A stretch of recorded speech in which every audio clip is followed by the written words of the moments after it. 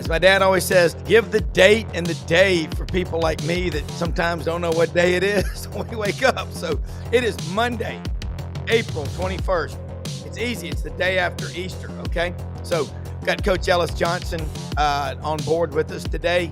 About 10 after, Jordan Davis Hill, 24/7 Sports, covers the Georgia Bulldogs, will check in with us as well. At 32 after the hour, look for the man from the marble capital of the world, Sylacauga, Alabama. Jason Caldwell, AU Undercover, will check in with us. And meantime, we're going to cover a lot of ground. Football, I mean, we got the dates, Coach. SEC Media Days will be July 14th through the 17th, Monday through Thursday, at the Omni in Atlanta. And we had it there back in, I think, 2022. That's a massive complex there, but it's going to be here in less than 3 months. You and I were talking before the show, and I was thinking Brendan is working magic behind the scenes. And how many times when you were a coach in the middle of a game did somebody step on a wire and unplug the coach comm connection to the press box? I have the greatest producer in the world. He one time, I don't know, 6 or 8 months ago, the internet was out in Ocala, a hurricane had hit. He literally, I'm not making this up, that's how good he is, got behind an 18-wheeler with Wi-Fi and rode with him through the show. You know what? You remember what was the great line in one of those Gladiator movies? Tomorrow morning, we ride. We ride with Brendan Martin. And when things happen, you know what you do? You know what the best advice is? When you're going through hell, things are going crazy, keep going. If you're a pilot, I got a lot of pilots I've worked with over the years. I go, what do you do if you lose an engine at 40,000 feet from Atlanta to Heathrow? He goes, you just keep going. You got 3 more.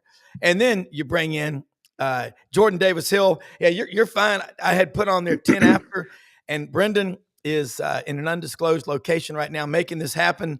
Had some internet issues, but we're talking about the stuff that happens during games. Somebody steps on a wire, you lose your communication, whatever. It's been that kind of a morning. We'll get through it. Jordan, we got Ellis Johnson on here. He's been watching football and coaching it a long time. You cover Georgia 24/7. I got to tell you, 2 coaches that I'm looking at, I call them old school, obviously Kirby Smart and Dabo at Clemson. They've built a culture, and more, you know, we're seeing Kirby come out and say, I want a bunch of guys that want to play ball and play football. Coach is grinning like a like a newborn calf up there. But what's happening in Athens right now? Yeah, they closed out spring practice a couple weeks ago. They busy in the transfer portal. They added 3 guys last night. They got Josh McCray from Illinois, a running back, Josh Wharton, a defensive tackle from Miami, and they got an outside linebacker from Army, Elo Mendoza, who I'm really interested in watching. You don't see a whole lot of Army transfers, but they're going right along, getting the off season going. It's funny we're talking now, Rob, and I know we feel like football is, a million years away, and we're gonna blink, and we're gonna be in Atlanta for SEC Media Days. So the countdown's on, but yeah, it's been portal stuff mostly for Georgia. I think they probably want to add another outside linebacker if they can, but other than that, I think it's starting to slow down. And other than that, it's just kind of NFL draft talk. We're in NFL draft week now, and seeing how many Bulldogs wind up getting drafted. Yeah, and Coach and Jordan, I was reading a lot of stuff on Undercover and last night that covers Georgia, and 24/7 Sports has got a lot of we put out a lot of content. But one thing, there's a big difference between the fall and the spring portal. How many total players have you brought in so far in the fall and the spring? New players at Georgia. This is a good number because I think if you look at Georgia's success, the rest of the world needs to be paying attention to that. Yeah, I think with transfers now, the fall, I want to say they added 6, and then now they've added 3 just last night. So they're up to 9 transfer guys. A lot of 2 at receiver, 3 defensive backs. They added depth at running back, defensive line. So the thing with Georgia, when they added guys in the winter, those were guys that I think will start. Guys like Zachariah Branch from USC. Noah Thomas is going to have a chance to start. Adrian Maddox, guy they got from UAB, he'll have a chance to start now. More of the guys they're getting right now, aside from outside linebacker, I think are depth pieces. The guy from Miami, Josh Horton's a guy from Langston Hughes. I actually played with Bo Hewley, who was one of Georgia's offensive linemen. And then Josh McCray is another running back. I kind of went into the end of spring thinking, oh, surely they're not going to add another running back. They got like 6 scholarship guys. Kirby knows, man, during these SEC games, you start losing backs over the course of a season. So he went and got Josh McCray, who played really well against South Carolina in the Cheez-It Bowl. I think he was the MVP of that game. So he got some proven depth, and I'm sure Kirby's thrilled about it. Yeah, and let me remind you, because Brendan always does this with me. Take a picture with your QR code. We are streaming live, of course, on X. Subscribe on that. You can do it. We're also on YouTube. We've got a channel with a lot of shows on there. Check it out. Follow us on X at Rob Browne _ and the YouTube channel. We've got a bunch of shows, again, that you can go to. Content coming up more and more every day. Coach Johnson, you heard what you heard what Jordan said. That's a total of 9 guys. How far off is that from what you used to see throughout your career before the portal was in 5th gear like it is now? It was not even close. That some schools like Kansas State, maybe, they used to really work their JUCO system. There would be certain schools that you knew they were going to have that JUCO cycle. We didn't recruit them very much because if you take one, you kind of had an old saying, you got to take another one 2 years later, because you wanted to stay in that 4-year cycle if you could. But then guys started declaring early for the draft. And then there was other things that got into it. But the portal has really just lit a fire. And I wish it wasn't that way. I think there's too much bailing out by kids, and they make bad decisions, and it ends up hurting them in the long run. Of course, the reason the portal was started was to help the players. Yeah. And I think it's really hurting a lot more players than people realize. However, I don't think you can compete in Power 4 football today unless you use the portal. Now, to what degree? Dabo's hardly any. Kirby's a little bit more, but they're not wholesale portal like some of these guys are. Yep. And I know, for example, South Carolina, I mean, they're hunting for 6 kids right now, and they've already brought in about 15 or 16. Yep. And that's the way they build their roster. So it's a brand new world, and it's not all bad, but I think the overall effect of it is not good for the players. Yeah. Jordan, looking at Georgia, quarterback, everybody's talking about that position at every school. Let's start with Gunner Stockton. No more Carson Beck. We got a little sample of Gunner against Notre Dame, but it's not fair to say, based just on that, he can't do that. There were a lot of other dynamics in play.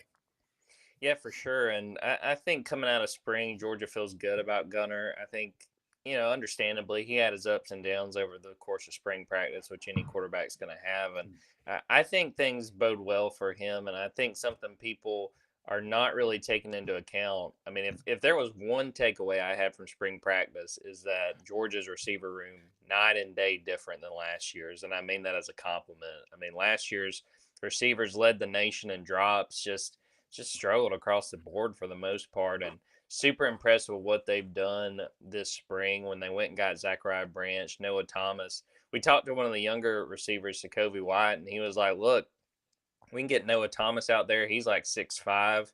We can get Colby Young on the other side. He's 6'3". There's not a lot of cornerbacks who have that kind of size and can keep up with those guys. I think this receiver room is really set up to succeed. So a lot of it is going to be on Gunner. Now, at the same time, I am interested to see how this offensive line comes together. This line lost 4 guys that I think we're going to hear drafted over the course of the weekend. So how does the offensive line play? I think they're up for the challenge. So a lot of pressure on Gunner to make the most of the weapons around him and have a really good redshirt junior season. Let's go back to what you said about leading the nation, I think, with 37 drops last year. I'll start with you first, then go to Coach. Which came first, the chicken or the egg? What's the problem with the drops? The receivers or the quarterback not getting the ball in the right spot enough times? For me, watching that group, it was the receivers. And I think, and this was talked about a few different times over the course of the offseason, where it was like it would snowball. One guy would make a drop, and then it just kind of got in everybody's head. I think sometimes with football, we were talking about this over the weekend with some family. There's certain sports you kind of link up to when you talk about like the mental side of the game, but any sport you play, there is that mental aspect. And I think it kind of got in the receivers' heads a little bit that you would have a game where they would start off and there would be a drop and then it would just sort of compound upon itself. So I think that was taken to heart by a lot of the guys. A lot of those guys responsible for the majority of those drops are moving on. Arian Smith, Dom Lovett. The one guy that I would say we need to watch and see if he can take a step forward is Dylan Bell. But I think a lot of it fell on the receivers, and I think that those guys, to their credit, have taken account for it, have taken accountability, and want to make sure that's not an issue again this year. Coach, if you were playing a team like Georgia, obviously they have a ton of talent, and I'm talking about last year, with all the drops they had, what do you do to make it even worse? Well, you don't count on that going in as an opponent. But I will say this, a drop is devastating. It doesn't look that bad to the average person. But normally, if you have a drop pass that kills a play, you probably had 10 pluses on the play. Maybe not, but you could have had 10 pluses across the board, and that one kid drops the ball. And I don't know what they constituted a drop. If you dive out there for one and get two hands on it and touch it, or one hand on it and so forth.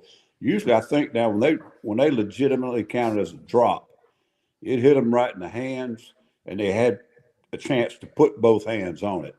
It's not them having to dive for balls, leap up in the air, or dive on the ground and so forth. So there was no question. It was devastating to the quarterback play, and the running game, wasn't as dominant as it had been.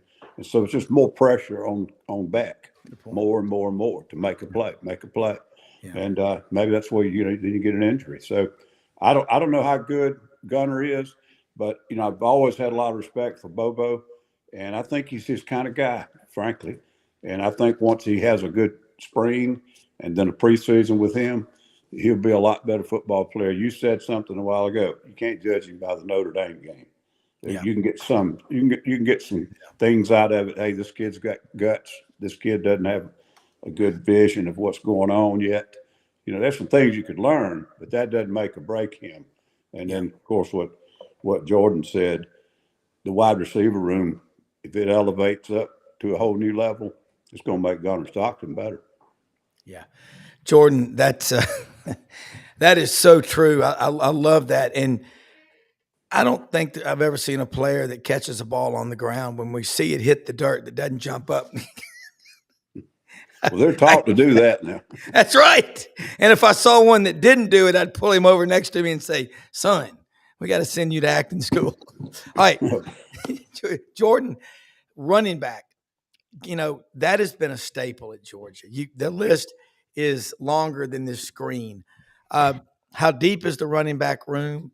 Who's back? And who have they brought in possibly from the portal that's, if you come in, you need to be an impact player. Yeah, Coach Johnson hit on something that I think is worth pointing out. The run game last year was the worst under Kirby Smart, and I'd have to imagine, probably the worst this century. They finished 15th in the SEC in rushing yards per game. You just don't expect that from Georgia. But to the question you asked, Rob, they've gotten deeper with Josh McCray coming in from Illinois, but Nate Frazier is going to be the lead back. I think McCray will be in the mix. Roderick Robinson, a guy that was hurt and did not participate in the spring, but he will be around. Two guys that I thought were two of the standouts of spring practice, Chauncey Bowens, who's a sophomore, and then Bo Walker. I think I mentioned this before. You get an SEC running back with a first name Bo and the last name Walker, I think usually things are going to go pretty well for you. But he had a great spring. I think he's going to have a chance to contribute. And still got Cash Jones. He's a guy that I think people very easily forget about. He's the third down back. He played really well throughout the season and had a really good game against Georgia Tech in that 8 overtime win.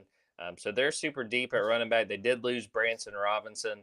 He's one of those guys in the time I've been back at Georgia, which this is getting ready to be my 4th season.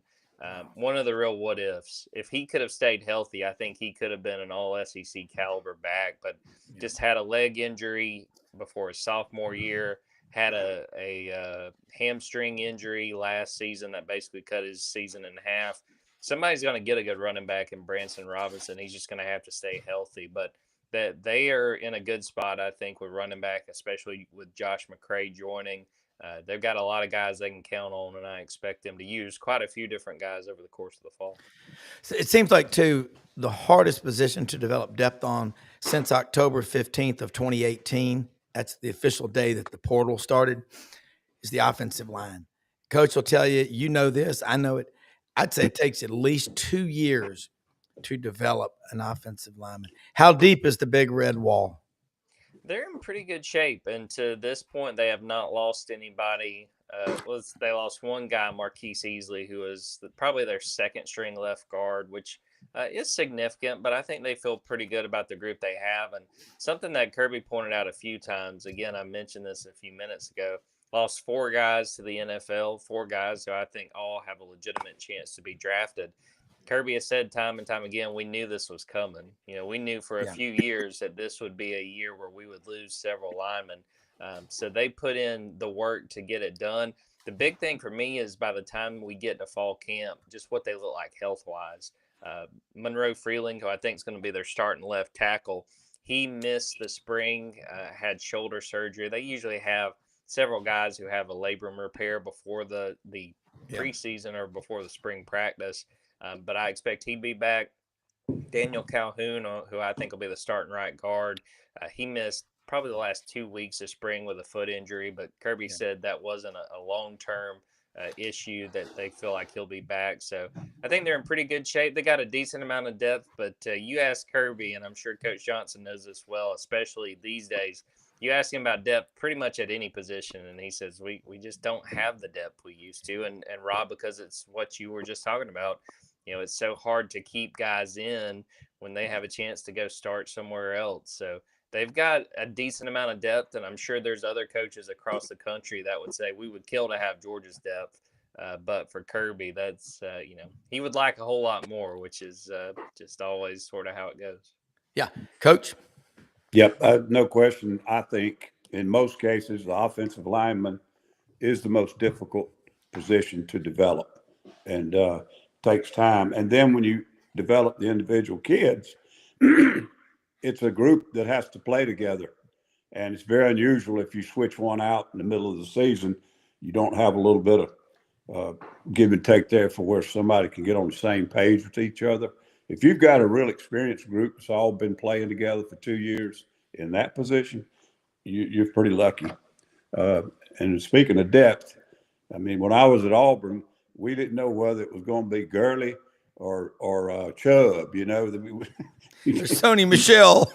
Somebody say they might not let Gurley play, but he might not be out of suspension yet. And I'm thinking we might would rather he be there, I think, than Chubb. But we didn't know which piece of poison we wanted to take. Yeah, that's a great point. And you think, and Chubb out of Cedartown, Georgia, which is right there on the Silver Comet bike and running trail. I love that thing. When I go to see the daughter and granddaughter and son-in-law in Atlanta, I sit there and I think about Jordan, that lack of depth. And then you switch over to the defensive line. There was a period just recently where over 2 years, Georgia had 25 players selected in the NFL draft and a whole lot more that were free agents and whatever. The Philadelphia Eagle Dogs, that's pretty cool. I mean, there's a lot of Eagles fans that pull for Georgia too. Talk about the defensive depth, if there is any. I mean, I know there is, but it ain't like it was. No doubt. I did want to tell real quick Nick Chubb's story, because I went to Pickens High School in Georgia, and Pickens and Cedartown were in a region together when Chubb was playing, and he would have been a junior in high school, and we were starting to hear about him. And I was writing for a local website, but I didn't know anything about him. I didn't know his number, didn't know anything. And I went to when my high school was playing him, and watching pregame and just who is this Nick Chubb guy? He walked out and it was just like, yeah, that's Nick Chubb. Like you didn't even have to and he probably ran for 250 yards that night. But with the defense, Rob, they're in pretty good shape. But it's one of these years, and I'm fascinated to see how this defense plays. A lot of talent, but a lot of inexperienced talent. A lot of guys that played sporadically last season, but were not starters, and all of a sudden are being thrust into bigger roles. I mean, the defensive backfield is the biggest question after they lost Malachi Starks and Dan Jackson, and lost a cornerback who wound up transferring, Julian Humphrey. He started for about 8 or 9 of the games this season and gets pulled, and Daniel Harris goes in his place. Yeah. It's going to be a year where, again, it's one of those things with Georgia where plenty of people would love to have this problem. They have an immense amount of talent. It's just a lot of it is unproven. And you saw it during spring practice where Kirby was really riding some of the guys who have played quite a bit. KJ Bolden was a guy that we heard Kirby getting after him quite a bit. And I think sometimes fans hear that and might kind of panic and, oh, how's KJ doing? To me, I mean, I just think that screams about the potential KJ has, that Kirby really wants to push him, that Kirby understands that is an area where Georgia really is going to get tested. There's a lot of guys that are going to be playing for Georgia in the secondary this fall that were not last year. And those guys are going to have to step up, and they're counting on KJ just as a sophomore to be one of those leaders in the secondary. And just knowing KJ like I do and seeing the plays he's made, I think he's up for it. Coach, having been a defensive coordinator, head coach, you've done it all. I like what they do at Georgia with, when Kirby had, Will Muschamp there, that was neat. And then Glenn Schumann's there. Dan Lanning's gone to Oregon. But you have several sets of eyes looking at tape. Everybody uses the word film, but it's all tape now. It's been that way for a long time. But you like that? How did you, when you were defensive coordinator, when you sat at the big table, how'd you like to do it? Well, you always wanted great help in the room. But I will be honest about it. The times I worked for an offensive head coach, I really enjoyed it as much or more because I had more control and less looking over the shoulder. Yeah. And it's impossible to get too many good coaches in a room, but you can get too many ideas. And, I think if there's one thing coaches tend to do that is a problem, they overcoach, they over-install, they try to do too much. Yeah. They think they're playing, and they forget I've got a 19-year-old out there.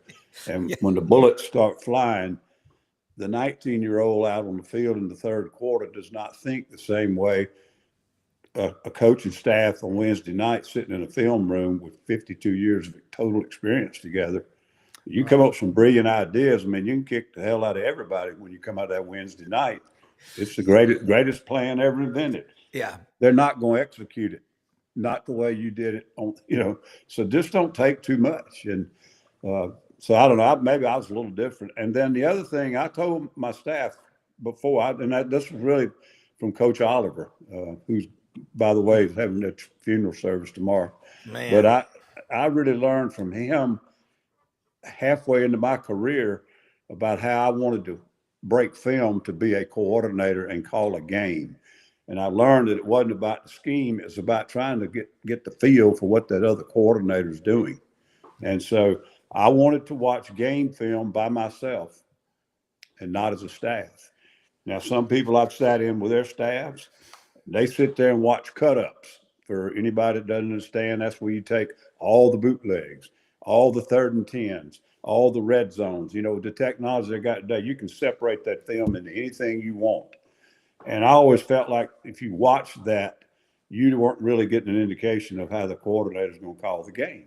And so that's what I wanted to watch the games in sequence by myself in order to prepare. And I gave each coach certain areas I wanted them to study, such as the D-line coach had to study their pass protections and tell me where can we break them down.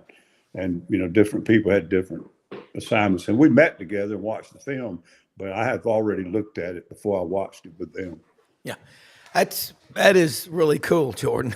I mean, thinking about Wednesday night, Yeah, we're going to tear them up. Jordan, I know you've got a busy day. We always appreciate you so much, you taking your time to share with us, and want to do it again next week. Before you go and let people know how they can follow you, one more issue, the kicking game. That's about a third special teams of every game. It seems like a lot of people want to do away with special teams, but Georgia's got an unbelievable tradition, and also the return game and all. How's that looking for Georgia? Very good. Peyton Woodring's back. I think he's a guy that could be a Lou Groza Award finalist. He had a great season last year. I expect him to be the kicker and handle place kicking duties. And, I mentioned Zachariah Branch as a receiver earlier. I think he is going to be your kick returner, punt returner. He's a guy that doing that at USC earned All-American status as a true freshman. He was the first USC player to ever do that. Think about the history of Trojans football to be able to say that. So I think they're in pretty good shape. I think the big question right now is punter because Brett Thorson got hurt in the SEC title game. Kirby said he expects he'll be back right around that first game, but they're in good shape because they got Drew Miller, who's about to be a sophomore, who was the number one punter in his class when he signed at Georgia. He punted in that Notre Dame game, did a pretty good job, even though Notre Dame kept coming after him. They kept putting the pressure on him in his first game. But no, I appreciate you guys letting me come on. Everybody can follow us at dogs247.com, on Twitter at Jordan Davis Hill, on Twitter at dogs247. So get ready for draft week. Gonna have a whole lot of stuff going on over there, and super excited to get the week rolling. Yeah, and I love what you do on X, on Twitter. You're like I say, a constant newspaper, but you're 24/7. The content also on the draft. That's good. Jeff Boone, great friend. He is Mr. Dog in Memphis. Loves what you do, and so do a hell of a lot of other people. Take care. Appreciate it. All right, see you next week. Yeah, you texted me last Monday when Brother Oliver, news about him passing away. And I think he was still living maybe in Gunnersville. And I talked to some Alabama friends who said, I think a lot of his former players were checking on him, and had a lot of people that cared about him. And people at Auburn and Alabama, you got to coach with him. I didn't, but you knew him well. I say he's the greatest defensive coordinator ever to live. I think he's got 13 SEC championship rings and I believe 5 national championship rings. I think it's 5 as a player and a coach. He just had that cool hand Lukeness about him. You know what I'm saying? Kind of like Brendan calls you Tom Cruise. You're so much like him, you don't realize it. And I'm telling you this to your face. You're so similar. Y'all, your power of wisdom and strength through almost silence, but the genius of people like you and Brother Oliver, just watching it play out on the field. And what I just heard you say is remarkable. And he needs to be remembered for so many. And he coached at Clemson as well, coached in the Showboats, with the USFL. Mm-hmm. He revolutionized defense, but I think you know what I'm talking about? Interchangeability. Remember, he talked about that all the time. Everybody on that field, on the defense, needed to know everyone else's assignment. The corner needs to know what the linebacker does or whatever. I thought that was just fascinating. And here's another fascinating guy, Jason Caldwell. I'm going to bring him in from AU Undercover. But, Coach Oliver and Jason, were you covering Auburn when Coach was at Auburn, or did you come on right after he left? Yeah, it was kind of right at the end of that time. Yeah. I got a chance to know him, interestingly enough, a little bit, but my brother was actually roommates with Bill Oliver Jr. at Alabama while playing baseball. So I got to know a little bit there. And so he actually, my brother would see him a good bit up at the lake the last few years here or there, because I know he was there too. So so didn't know him as much then. I was more start of Tuberville time was about my really time coming in. So. Yeah. He was just he impacted a hell of a lot of people. Coach Ellis Johnson, Jason Caldwell, AU Undercover here with us. It's about 1:30. And let me say real quick before I go to you about one of our sponsors. And Brendan, we're having a little issues today with internet. He is in an undisclosed location outside the studio, but flying right along. Winter Timber Outdoors, folks. And check them out, Jason. They're building a new store in Auburn. You've probably seen it under construction. Great hunting and fishing, over 2,000. I know the store in Athens, Alabama. They've got about 2,000 shotguns, rifles, and handguns. They've got ammunition, all your stuff for turkey hunting, the gear, the loads, the guns, the ground blinds, the decoys, everything. Dixie decoys, duck camp, huge selection of Sitka gear, and, of course, the St. Nick's knives. Open every day of the week. Winter Timber Outdoors, and they're coming to an SEC town near you. Should be opening June, maybe early July, in Auburn with the new store. Jason, man, I got so many people asking me about Auburn and this roster. You talked about when Hugh Freeze took over, it was depleted. Kind of bring us up to speed how it looks right now. Because with the portal, I need the screen, like the stock market, going under the screen to see who's here, who left after breakfast or whatever. Yeah, no, it's always a constant thing. And you don't really know what your final roster is going to look like probably till, I don't know, maybe sometime May. It might be that late, depending on who's still out there from the portal and a grad transfer or whatever it is. It's crazy, but spring is more about who you manage to keep, who decides to move on. And so now a lot of times you'll see the spring is the depth guys. Maybe you count on to be maybe your fifth or sixth corner, guys that are important, maybe your special teams guys. Those guys now are moving on. And so you're now, it's probably tougher to find starters. If you need a starter at a position after the spring, but you're finding guys that can help you. And I think probably look at it right now defensively. I think Auburn knew the whole time they needed interior defensive line help. They needed some older, veteran, experienced guys that are able to kind of stand in the gap and do some of those things. And so that was always going to be a focus. And then probably an older linebacker. So those were probably the two things for them. And then, you probably are going to lose some guys in that secondary because of the young, talented guys you brought on the last 2 years. There are probably some guys that said, look, I don't see a whole lot of opportunity for me, a roadmap for playing time now moving forward. So that's kind of been the case. All right, one more before we go to Coach Johnson. I was reading quotes from 25 different Auburn players after spring practice. And I'm not sure which player said it, but it wasn't Malik Autry, but said that Jordan Crawford, freshman out of Parker in Birmingham, is the strongest human being I've ever seen with my own two eyes. Coach, albeit he's a freshman and all, but Jason, he's like 6 foot 339 or whatever.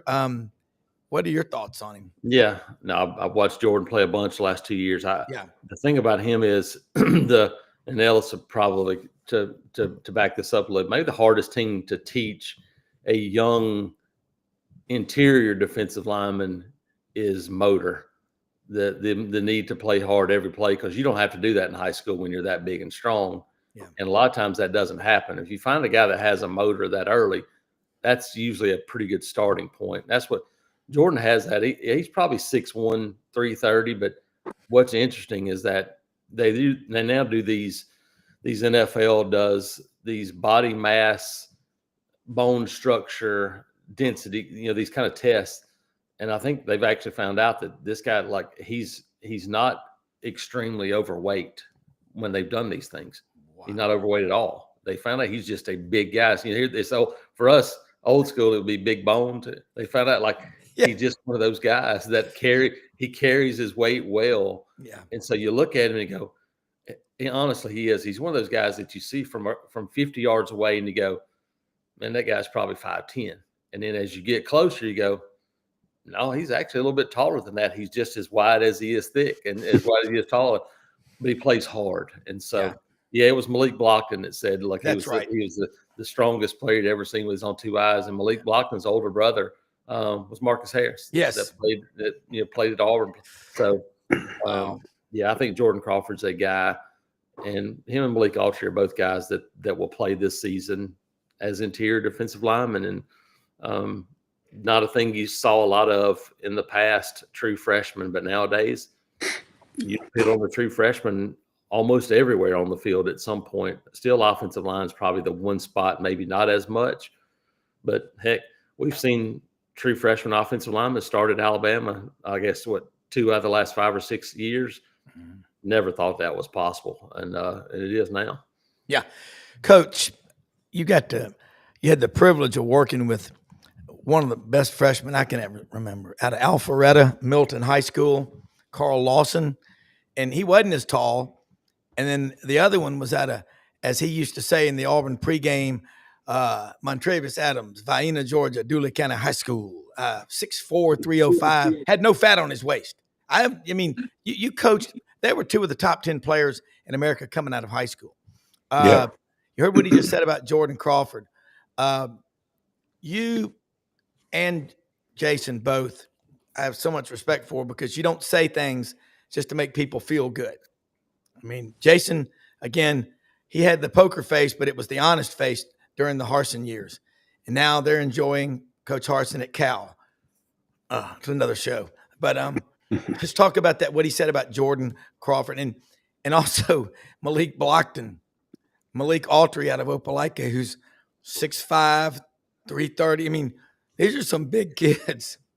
Yeah, Jason mentioned a little while ago that a lot of big kids don't play with a motor every rep. Yeah, and some of that's immaturity, and like he said, they're more talented than the high school kids. Then they get to college, and they just don't dominate some of those kids. But the second thing is, a lot of us, especially old timers like me, we ain't ever been around a bunch of 300+ kids.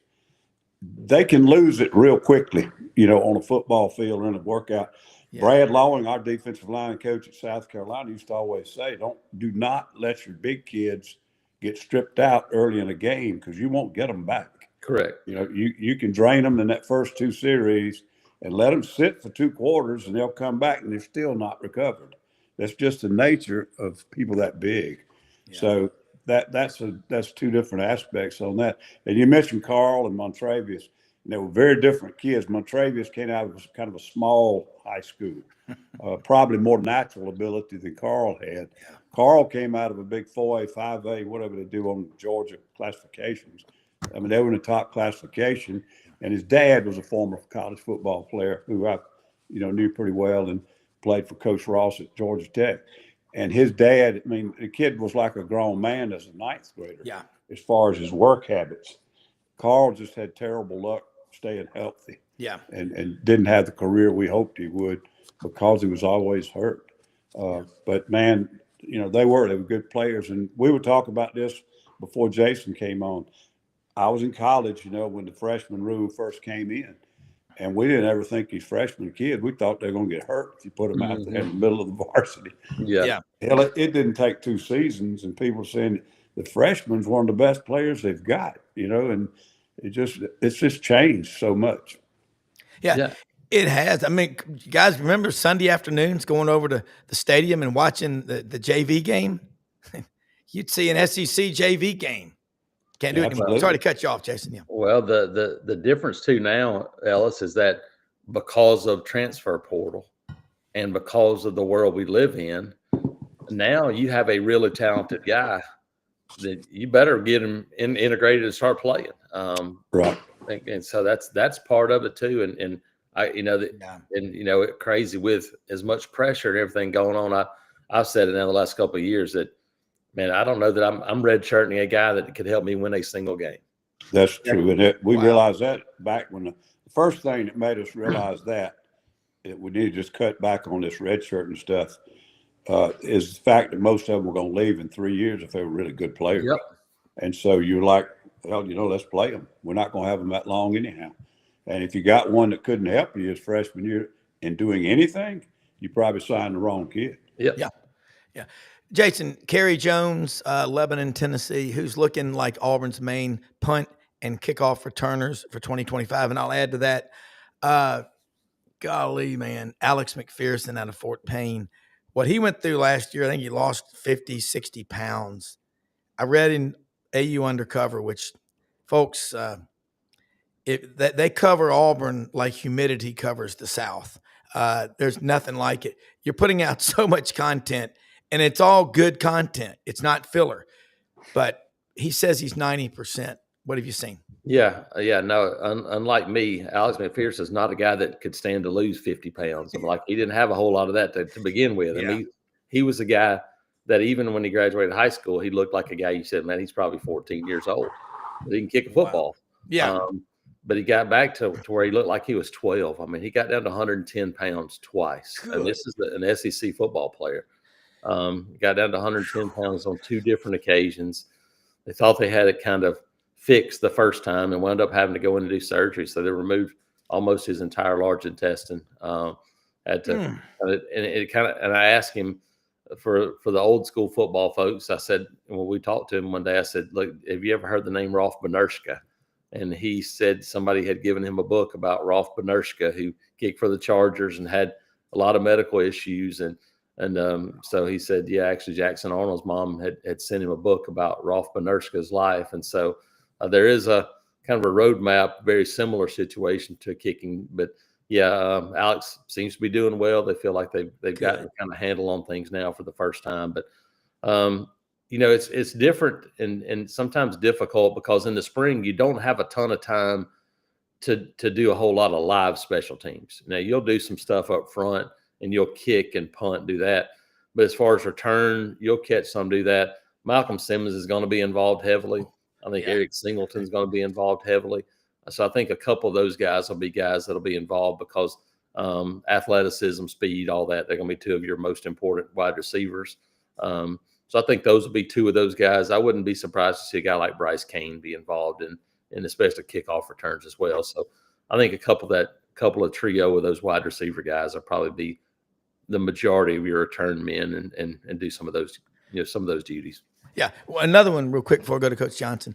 Auburn's going to need to form a Curcio group with all the kids from St. Francis Academy up in Baltimore. It's like 5 counting Darrell Robinson. Dadgum, that's DJ Durkin working his recruiting magic. Talk about that connection because there's some damn good football played up in that area. And I think they play their high school football games, y'all know this, on Saturdays during the day. It's different. Yeah, there's nothing more important, even in this day and age. People go, NIL money and all this. So there's still nothing more important than relationships because if you're good enough to get NIL money from a school like Auburn, you're going to be good enough to get it from somebody else. So then there's still a matter of relationships, recruiting. So it still comes down to those things. It's just a different way of doing it, but you still have to have that. And those relationships have been really big for Durkin. And, obviously they got to now have a staff member that was on staff there for a little while. That's helping out coaching the defensive line. Okay. And it is a place very similar to when people in the South think about IMG Academy, you think about that type of program. Well, St. Francis up in Maryland is a similar type program for that Mideast kind of, area, not quite the Tidewater over there, but you got a lot of players that may come from that far. So, it's a pretty good place to get your foot in the door in terms of high school football recruiting. Yeah. Coach. Yeah, it was always difficult to recruit most areas up north, but there's tons of population. And so there's tons of athletes, but public schools up there do not fund their programs very well. And as you said, a lot of them play on Saturdays for different reasons. Crime. I mean, you see some very unusual situations. We recruited a kid out of New York one year, Rich Versace, who's now at Green Bay, but Rich was with us at Clemson, and he had connections up there. He was born in Yonkers, and so he could go up there and find these kids. And he took Coach West up there one time for a home visit. And they had to go down to the local bar to find the head coach. He worked at a bar. He wasn't even employed by the school. And then, it was just a great, unbelievable, funny situation. But you had to have those relationships like y'all are talking about, DJ, and have that knowledge of the area. And then you could go up there and really find some good players. And you had to, you had to be able to weed through the unusual circumstances, about the schools. Yeah. Well, that was Tim Mazzetti, great field goal kicker, worked in the bar in South Philly. I think Mark Wahlberg played that role. Jason, a couple more questions before you go. I know you've got a busy day, and as always, thank you so much for sharing your time with us. I get so many questions. One of them is that running back room at Auburn. And also, I think every school ought to do this. Let's get together let's pass the hat around for guys that stick their careers 4 years, 5 years at the same school. One such guy out of Selma, Jeremiah Wright. Was it Tank Johnson out of LaGrange? Tate Johnson. Yeah. I think about him. I think about Damari Austin out of Woodward Academy in Atlanta. I'm in Atlanta a lot. I'll go there a lot. Man, this is Jeremiah Cobb out of Catholic there in Montgomery. And I'm not, knock on wood, but I've seen a few guys hit the portal this spring from Auburn. And there were guys that hit in the fall. I know that. But you're not, and I don't want to sound offensive, but I'm just going to say it. It's not the guys that, you don't want them to go, but a lot of them would naturally leave anyway. What about that culture? I mean, I'm trying not to be biased because I kind of love that place, but we're covering all 16 shows. I'm going to be the judge here. Somebody's working some magic behind the scenes because these guys want to stick it out. Yeah, it's still, I think, a really important part of things. And you mentioned, Jeremiah Wright, Damari Austin, Tate Johnson, Brandon Frazier. 7 years. Yeah. There's a few of those guys that are still there. Those guys are really important. Even, I'll tell you another, even from the portal world, if you can get a guy for a second or third year to get ingrained in a system, a guy like Dylan Wade, then it becomes a guy that is part of it. It kind of reminds me a little bit of Janai Broome in basketball, where you're going, like, the guys for a third year, it's such a different feel from having a 1 year guy and then having a 2 year guy. A second year guy feels different in every aspect. And so I think those are important too. But yeah, there's some of those guys. And then there's some guys too. You mentioned Damari Austin, Jeremiah Cobb. But then I think about a guy like Robert Woodyard, linebacker from Mobile, who hasn't played a bunch. Yeah. And you go, and he knew, and I talked to him a lot. He got hurt in high school. Yeah. Kind of been banged up a little bit, but he's just continued to work. And now you look and go, hey, now here's your opportunity. And so I think there are guys like that are really important for a football team because, it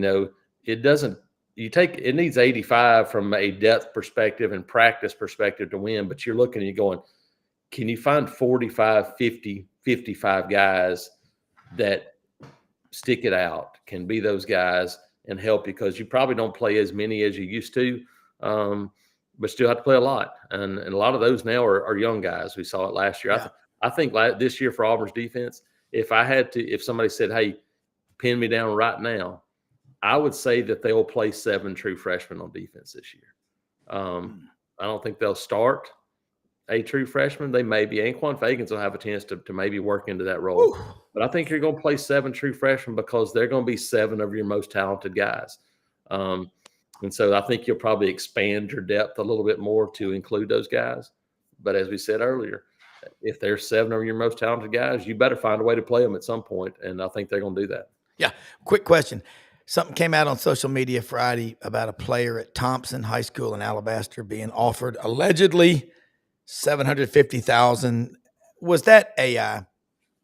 I don't think it's AI. I mean, I don't know money figure, but I'm just telling you, if people think that it goes on in college and it doesn't go on in high school, then they're being naive, because it absolutely does. Yeah. I don't think it's from in this state. I think right now you look and Georgia is able to do NIL. And look, the 2 best basketball players in the state of Alabama for the 26th class did not play basketball in this state last year. One of them moved to Atlanta. One of them moved to Grayson. They both played basketball in the state of Georgia. And they were at Buckhorn and Thompson. They were at 2 really good basketball programs. Wow. And they left, and they're playing basketball in the state of Georgia. So do I know the money figures correct? No. But do I think it absolutely is happening in high school football and high school sports? Absolutely, I do. I think there are people and businesses and places that are going, yeah, hey, let's go get these guys. And now they've made it legal in terms of NIL in some other states. And a lot of folks are pushing forward in Alabama too, but I think it's happening. Yeah, Missouri, certainly, if you're in high school, an in-state kid, and you commit to Missouri, you can start receiving NIL. Jason, the guy that was on before you, we love him, Jordan Davis Hill, thanks the world of you. This is pretty powerful, back-to-back. And the coach in here, executive producer Brendan Martin, making this happen. Got to love a producer that internet, some kind of damage over there in his neighborhood, goes to a nearby, I don't know, Starbucks or something, gets on the Wi-Fi. He actually followed an 18-wheeler for an hour and 10 minutes one time last year to keep the show. It's amazing, but you're doing a lot of great stuff. Tell people how they can follow you. And as always, I love it. When I can't get hold of you, it's always something for your family, for your daughter, or Bible study. Absolutely love having you on here. Thank you so much. Yeah, appreciate it, guys. Good to see you, Ellis. I know we Good to see you, Jay. Every once in a while here, but yeah, can follow us, auburnundercover.com, part of the 24/7 network. All the social media platforms. Thankfully, we have a bunch of young guys to help myself and Philip Marshall out with all that world. But you can find a YouTube page, Auburn Undercover, Twitter, all those things. So find us there, and we'll look forward to seeing you guys again soon. All right, we'll see you next week. Thank you, Jason. All right, let's say something real quick, man. That 24/7 Sports, they're putting out lots of content, and we're covering all the SEC here. I'm going to get to some more SEC football, kind of go 1 through 16 real quick. Landers Ford, Memphis.com, open every day of the week except Sunday. That's the only day they're not open. 7 a.m., 7 p.m., Monday through Saturday. Right now, listen to what Brad Bellamy said on the show. He comes on Fridays with us, the general manager. They've got employee pricing for their customers, $500 off for SEC Sidelines audience members. Got a friend last week said, hey, I've got a Ford Raptor. I'm interested in a trade-in. Okay. Well, go out there and ask for Brad Bellamy, the general manager. Don Kitchens, the president. Kent Ritchie, the whole team. They will stay as late as they need to help you out. They'll work with you on your credit. They'll spend half an hour, 8 hours. It doesn't matter. They're going to do everything humanly possible to get you in a vehicle. The 25 Expeditions are out. They're gorgeous looking, okay? The Broncos. I'm an F-150 man, four-wheel drive. I don't get stuck. I help a lot of other people with other brands get unstuck, but I'm an F-150 guy with my all-terrain tires. I love it.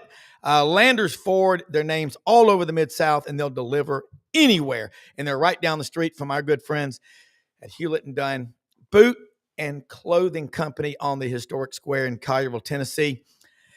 And they've got the biggest selection of boots, and I'm talking great boots. These Anderson Bean boots are great. There's so many different brands in there. And if you've got an old pair of boots you want to get restored, they do amazing work. Open Monday through Saturday, 10 a.m., 6 p.m. Barber, Filson. They've got the luggage. They got the clothes. They got a 50% off rack, even 75% off now for some of the winter stuff. Good looking stuff. Man, I love that. They've got these new earrings that the ladies love. My wife loves them. We think the dog ate one of them, so we'll have to get another pair today. It fell off the counter. You know how that is, Coach. It's like, I'm not waiting around to see if that was in there or not. But, hey, Hewlett and Dunn, love these people. Let them know you heard about them on Sidelines. Coach, got some questions. Perry Mason, I love this guy. He's a citrus farmer down in Florida, watches this show every day. And, we're live, and probably most people watch these shows. I know they do as the day goes on. A lot of them in their commute on the way home from work, they're at the gym on the Stairmaster, they're walking the dog. A lot of people do things in hour increments. Florida wide receivers could be really scary this year. I definitely would agree with that.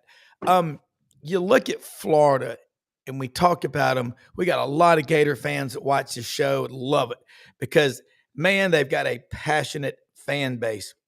Talk about Billy Napier. In Florida, going into this season, and Georgia, and Tennessee with a little, speed bump they hit. South Carolina. I'm going to use East and West just for, geographical simplicity. Roman Harper was on the show Friday. I still think about something he said a few shows back. Lenoris Sellers, quarterback at South Carolina, makes solid throws when he's being tackled on his way to the ground. Now, I'm not going to compare him to somebody that used to do that a lot, but other people will. He's pretty special. But let's kind of go through that group of teams: Florida, Georgia, Tennessee, South Carolina. Well, I love it when I come on. You've got other guests who work with universities' websites and things. Yeah, because they know the rosters and the details going on the latest. And I'm not up to speed on most of that. But that's why we bring in the specialists, but I tell expert witnesses. The thing that intrigues me the most about this coming season is this quarterback thing. You started talking about Sellers, and it leads me into all the quarterbacks in the league. There's so many proven ones, and there's so many talented ones that aren't necessarily proven, and it's going to be an interesting year.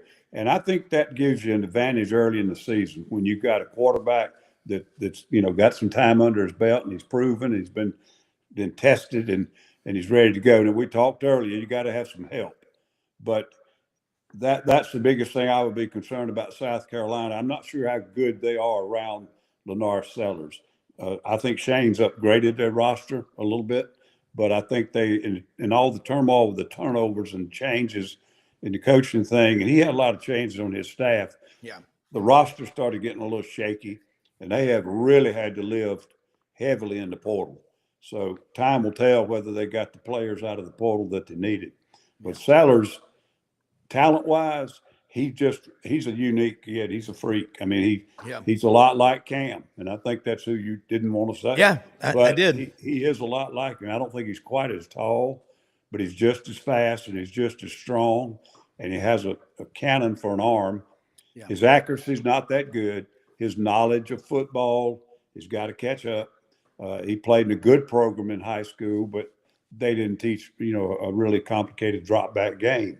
And so he's still, I think, learning football, and that's kind of a fast world of learning. Yeah, and no, the other school, because we talked a lot about Tennessee the last few days, and Georgia earlier, obviously with Jordan, but with Florida, DJ Lagway. Dr. Andrews was on the show with us Friday. He was at a sports injury conference out in Dallas, Fort Worth, in the Metroplex. That's what it is. It's ginormous. But we asked him about DJ Lagway. And you know what a good man Jim Andrews is. He said, I actually was at dinner last night with Florida's doctor, and he was mum on the subject. I respect that. And so we just kind of speculated, but there's a possibility DJ Lagway plays the whole season, has surgery after the season. Rob, there's so many. I mean, you just start down the list. I know. Okay, we've already talked about Sellers. Yeah, he's loaded potential. Loaded. Has he really played like a top premier quarterback in that league? Not yet. You got Lagway. He showed brilliance last year, and he was the difference in their team when he was in there. He can't even throw right now. We don't know how he's going to come off of that thing. Yeah. Then you go to Tennessee. They had a returning starting quarterback who was a solid player. I mean, he wasn't as good as maybe he thinks he is, but now he's gone, and Tennessee's got to scramble there. Texas has got Arch Manning. Yeah. Arch Manning's only started about 3 games in his life. Is he talented? We both know he is very, very talented, but that's going to be an intriguing situation. Yeah. I mean, just go right down the list. I mean, Reed, kid from Texas A&M's back. I think Arkansas's got their guy back. We already talked about Gunnar Stockton. They like him, but has he put anything on TV that would just wow you yet? No.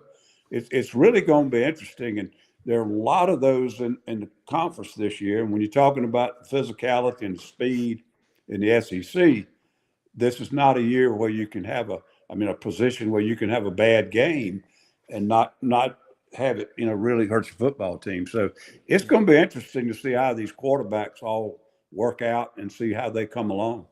Yeah, and I expect DJ Lagway will play. I think rest. I mean, that's the thing. Like one of the viewers Friday asked a question to Dr. Andrews about rotator cuff injuries, and Dr. Andrews said, "Well, one thing I've learned as I've gotten older into my golden years is stay away from doctors."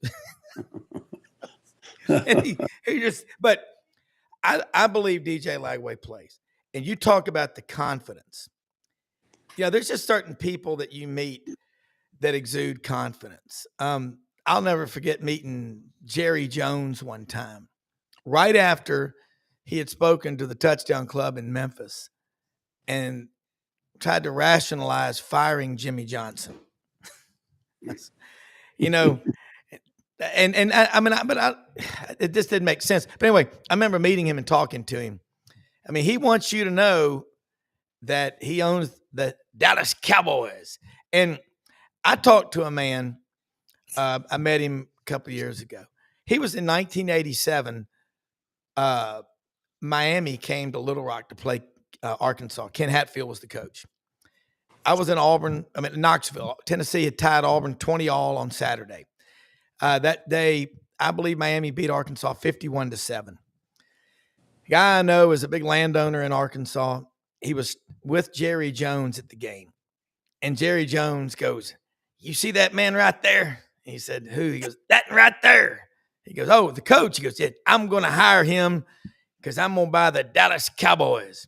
And I think he put together about $147 million of his money and friends' money to buy the Cowboys. And they started off great, but now they're more of a story, the Cowboys are, and I grew up a Cowboys fan. They're more of a story like, car wrecks and crime, as opposed to what have they won since 1996? 2 playoff games? I don't know. Yeah. There's just if you go back to those first few years, they had Herschel, and Jimmy forced him to trade him. Yeah. And he built a football team out of all the picks. Yeah. And the more it was said that it was Jimmy's philosophy and Jimmy's execution and all that, I think the more that Jerry wanted him gone. I mean, I don't know how he became so successful in his life, because he does not strike me as a person who can delegate and stay out of the way. It's really surprising, and I've never met him, but you got to hand it to him. I mean, what he's done in his lifetime is pretty impressive. Yeah. But I sometimes wonder, I mean, it's just he cannot get that thing out of second gear, and he's got all the money and all the facilities and all the other things that make it a kind of an attractive situation. But they make bad player decisions, bad contract decisions. I don't know. Just to me, he doesn't know how to handle a strong, good football coach who makes personnel decisions. He won't let go. Yeah, you're right. And I remember being in Minneapolis. We almost got kicked out of a cab in Minneapolis because we asked about that trade between the Cowboys and the Vikings.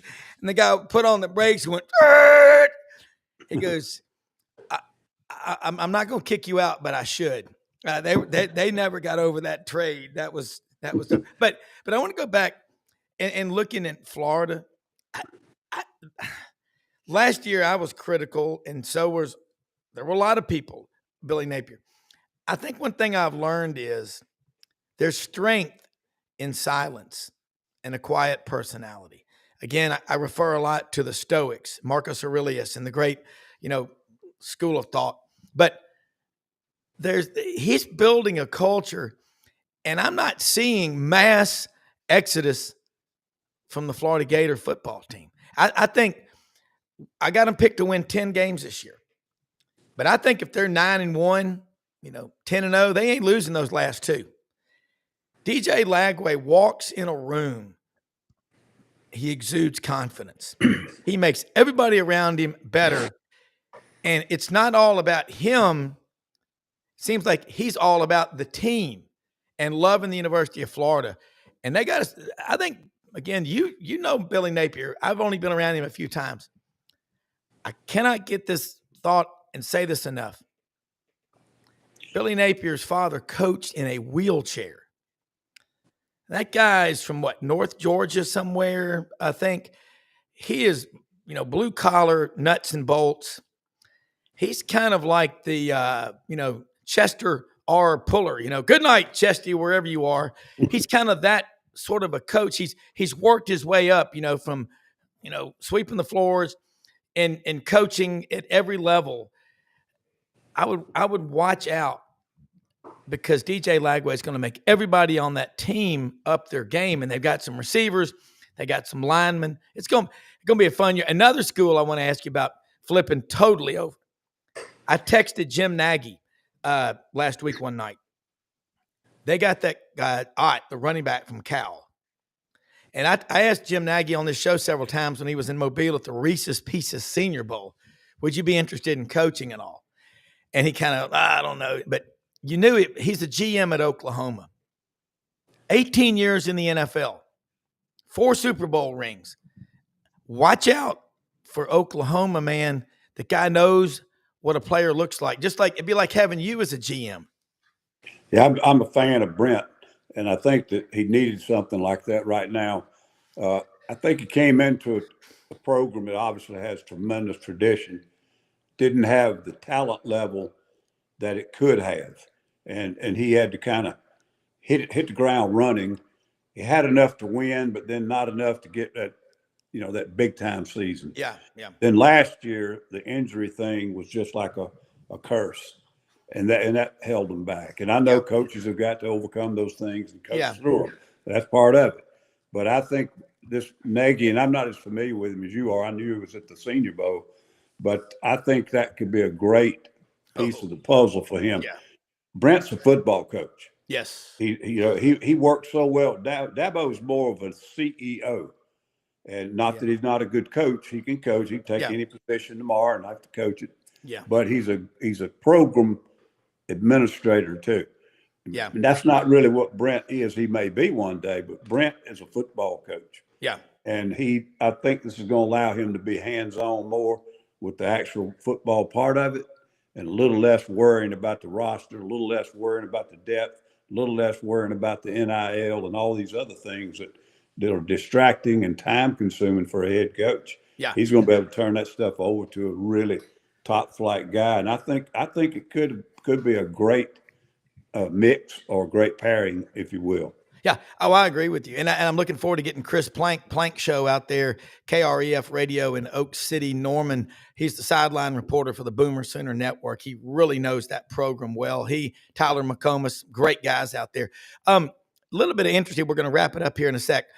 Lane Kiffin at Ole Miss. I think in the last 50 years, Ole Miss has finished in the top 12, top 13 4 times in the last 50 plus years. 4 times.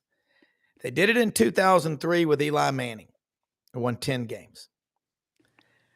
The other 3 times have been with Lane Kiffin.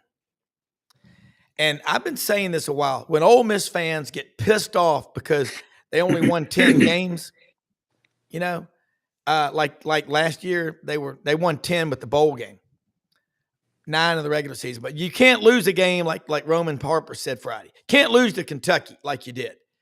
Yeah. You lead you never trail against LSU until overtime, the last play of the game. And, the Florida game, I don't like that term trap game, but it fell at a terrible time late in the season. Florida was ascending. And I think people get logo fever, Coach. It's easy to do it here April 21st, that day after Easter. Look at all those logos, but those teams they're not always as good as you think they are, and the ones that you don't think are going to be any good, they got scholarship players too. What did Coach Spurrier used to say? Well, they give scholarships too.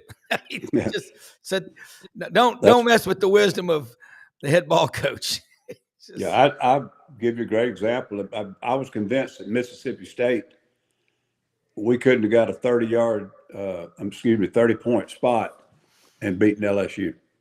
Our kids I don't know it. I couldn't put my finger on it, but to me, you could almost feel it the week of the game. They didn't think they had a chance to beat those guys. Yeah. And we weren't a great football team in those 3 years. Slide did a hell of a job building that thing back up. Yeah. But, we beat Alabama back-to-back. Yeah. We beat Ole Miss. I think it was 2 out of 4. We beat some good football teams. We beat Florida the first year we were there, and we didn't win but 3 or 4 games. Yep. But we beat some good teams by playing a little bit over our head at times, but they couldn't do it against LSU. Yeah. It was just amazing. And last year I remembered Shane Beamer. at the preseason media thing. Oh, God. Just saying, guys, we're better than y'all think we are. I don't know how good we are, but we're better than y'all think we are. Yeah. Because everybody had them rated at bottom or maybe one or two off the bottom. Yeah. He said, we're better than that. Yeah. And they lost a couple of games they shouldn't have lost, but they beat some teams that nobody thought they were going to beat. Yeah. And so it's exactly what you say. Sometimes a fan base can be worse than the football players. Yeah. Yeah, coaches don't have any control of the fan base, but they can get their players to understand you better treat every opponent the same way in your preparation, or you're going to have a disappointing afternoon one day when you could have won a ball game and you didn't prepare the same way. Yeah, can't have a new reality with an old mentality. Psychology is a huge part of this. Hey, Coach, thank you so much as always. Love having you on here. For Jason Caldwell, AU Undercover, Jordan Davis-Hill, 24/7 Sports on the Dogs, executive producer. Man, this is the guy that you want. 15 before Tebow did. Hey, most often we see the face of Christ in the least among us. We're the most blessed people in the history of the world. Go do something great for people. We'll see y'all tomorrow on this same channel, and check out the Buddy Martin Show tonight. Thank you for watching.